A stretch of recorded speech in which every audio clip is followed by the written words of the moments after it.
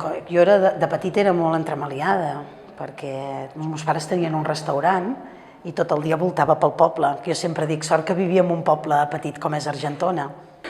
I recordo que la meva àvia em deia que l'únic lloc on estava quieta i que no em movia era quan em portava a veure teatre al centre parroquial d'Argentona. I en un any ja em portava a veure totes les obres que es feien, perquè en aquella època hi havia molt de teatre independent, hi havia molts grups, i gairebé cada 15 dies anàvem a veure teatre.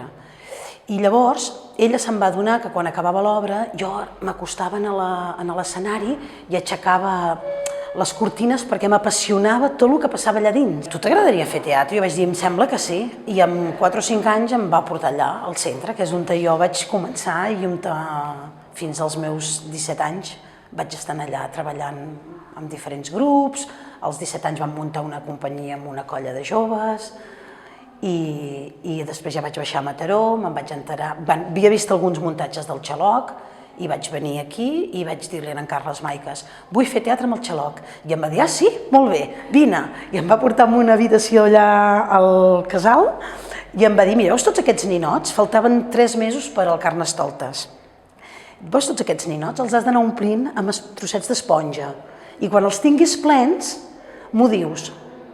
I jo anar omplint, i me'n recordo que passava amb Boris Ruiz, en Jordi Bosch, en Toni Cabré, la Tere, jo els veia que anaven a assajar, jo allà anar omplint cada dia, sortia de l'institut i anar omplint els ninots aquests i pensar quina manera tan rara que tenen aquests de Mataró de fer teatre. I quan els vaig tenir plens vaig anar, mira Carles, ja els tinc plens, diu, ara ja ets del Xaloc. I llavors vaig estar uns anys amb ell i es va començar a formar l'aula i vam començar amb aquest projecte tan apassionat. Llavors, com que sempre he estat entre els dos mons, de la interpretació i de la pedagogia, per mi treballar a l'aula és una de les passions més apassionades de la meva vida, m'encanta, perquè veig transformacions reals. Això és la meva il·lusió, és la meva passió, però tota aquesta passió es transforma en realitats i somnis, petits somnis, de transformació de persones. I l'altra cosa que m'apassiona és veure exalumnes que estan triomfant dins el món del teatre. Això, i els vaig a veure a Barcelona i m'emociono molt. Creiem que l'aula té que arribar a tota la ciutadania.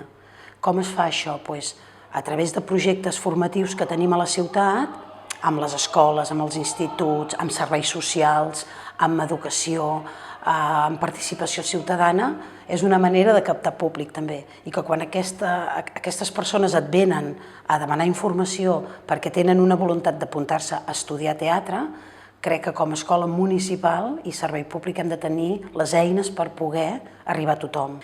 I crec que l'aula la gent se l'estima, perquè crec que l'aula de teatre ha anat creixent a poc, molt en mica, a partir de necessitats reals, a partir de...